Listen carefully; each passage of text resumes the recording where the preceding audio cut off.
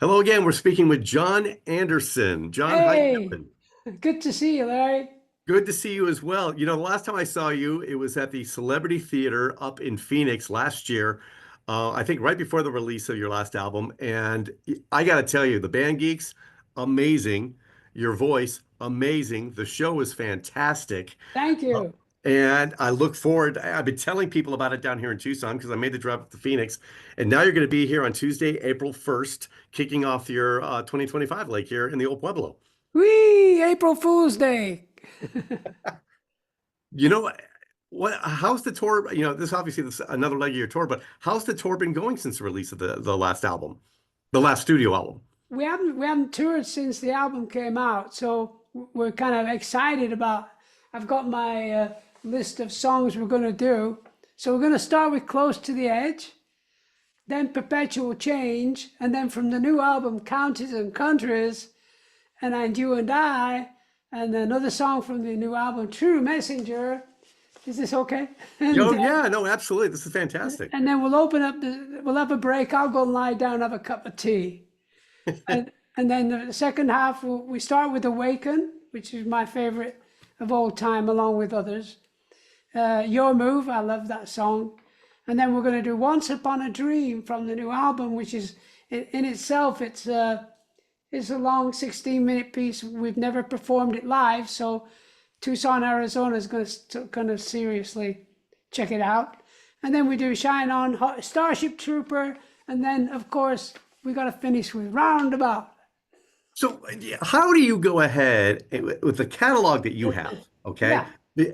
how do you pick the songs? I mean, that you're going to perform that night because you have such a huge catalog. Well, you find a balance between, of course, a couple of new songs, very important, always was with my original yes sort of thing. Let's do the new songs, guys. Okay. I always remember a show we did, the Kinks were open. We opened up for the Kinks in I think it was in New York. Yeah, it was our first gig in New York, and we opened up for the Kinks. And Ray Davis came over and said to me, Anderson, remember, 50 minutes long, your set, and that's it, okay? I said, okay, Ray, cool, man. And then we're getting towards the end of our set, and I looked at Chris and said, why don't we do Yours is No Disgrace? Which is 8 minutes long. So we started playing eight, da, da, da, da, da, da, da, da, da, da, da, and then all of a sudden, all our equipment went off. And I looked to the side of the stage, and there was Ray Davis with the plug in his hand. I said, I fucking told you, Anderson. I can swear. So tell me a little bit about you just put out, I think just last week, a live album. Yeah, Where was that recorded? exactly. I don't know, but I know it sounds good because I saw some of it today. And so we've done some live recordings on the last tour, and they turned out very well. I'm very, very happy that the musicians that I'm working with are very, very talented, and we have a great time. So how did you, we talked about it in our last interview, but for anybody maybe didn't catch that one, how did you find the Band Geeks? I've been singing for the last 2 hours, so my throat's a bit, oh, okay. Yeah, a friend of mine, God bless him, John Amick, who works at Sirius Radio in New York, he sent me a video of these guys performing Heart of the Sunrise. Now, Heart of the Sunrise is not an easy piece of music, but they played it so well. 2 days later, I phoned up the bass player, Richie, and said, Richie, you guys are brilliant. And he said, is that really Jon Anderson? I said, yes, it is. But you guys are so good, let's go on tour. So a month later, went on tour, did 12 shows. At the end of the 12 shows, I said to Richie, let's make an album. Things like this do not, they're like heaven sent when you meet a bunch of guys that are happy, grateful, thankful like me, and they can play anything you like about Yes. And I was like so amazed. Were they a tribute band to Yes, or did they just happen to be performing Yes and they're already done set? They did music of this band and that band and this. They did some recordings, Facebooks of stuff, and we just happened to be one of them. And now there's got to be a dream come true. Like, okay, we're backing Jon Anderson. I mean, did they pinch themselves?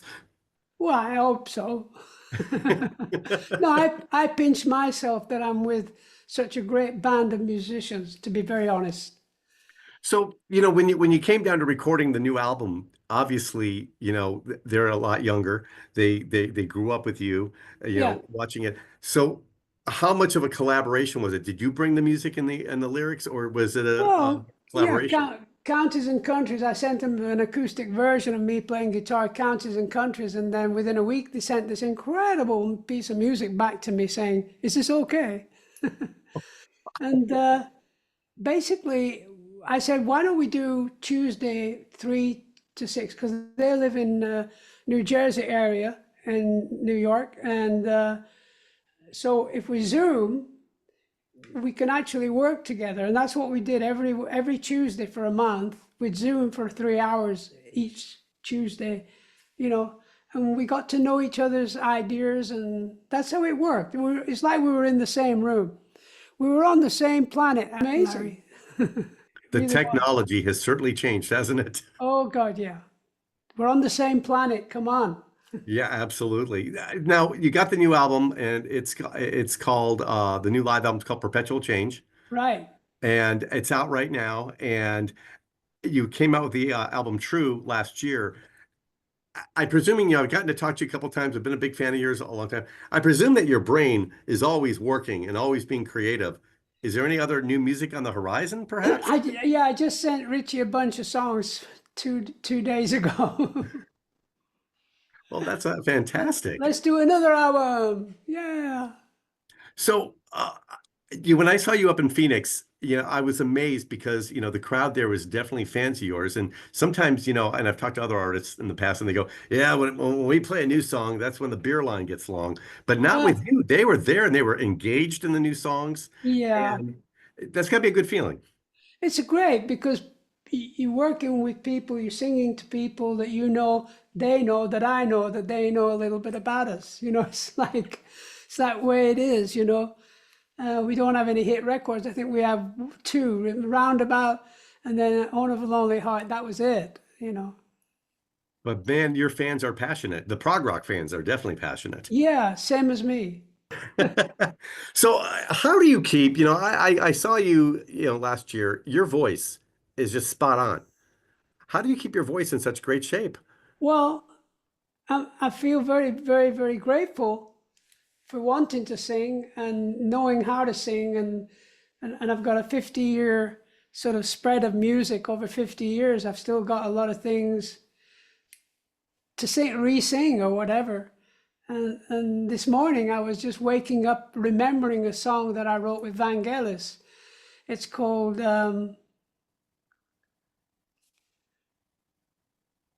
Out in the Woods We Play Our Song and travel through the woodlands together in the light of heaven and the silence of the world. And so on.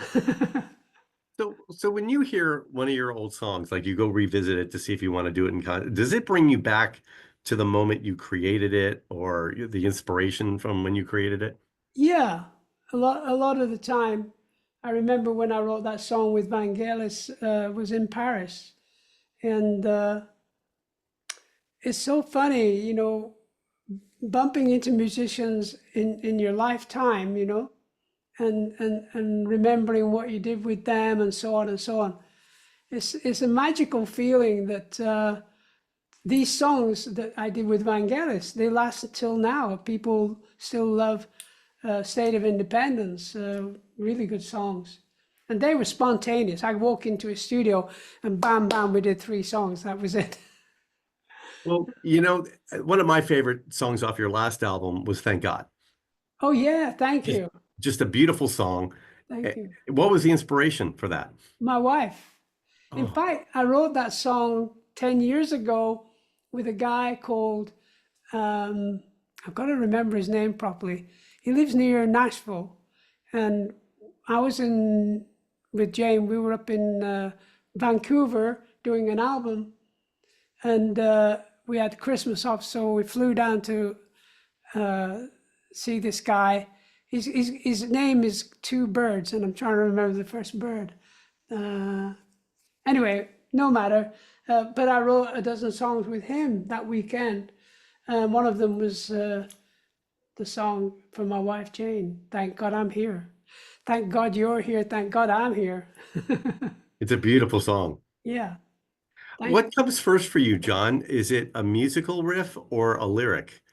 It comes at the same time generally. Oh, really? Yeah, I get into the framework of singing, and all of a sudden I'm hearing words, and I throw them in there and throw them in, throw them out, and just happens that it worked out. It works out. Well, it's been working out for 50 years. Do you have to keep like a pad of paper or a little recorder by your bed? I mean, do you wake up and oh my gosh. I'm still learning. It's still, oh wow, it's all right there. That's fantastic. How does it feel like, I was talking to somebody else the other day and we were talking about the age of, in the 70s, people would hear music and they could put their own thoughts into what the song's about, which may be different than the songwriter or the creator. Sure. And then in the 80s, with music video advent, and I loved music videos, they were fun to watch, but sometimes the music video ruined the song for me. Right. Yeah. That Now we're kind happens. of back into listening again. Um, how do you feel about that? Like in the lyric videos and stuff like that? Well, we got stuck in all that with 90125, and they kept asking for another hit song. So we'd write a song, me and Trevor and the band, and then we made a video. It cost 100 grand, and then MTV turned it down. So I went, wait a minute, I'm not going to do that again. John, thank you so much. I appreciate it. Thank you, man.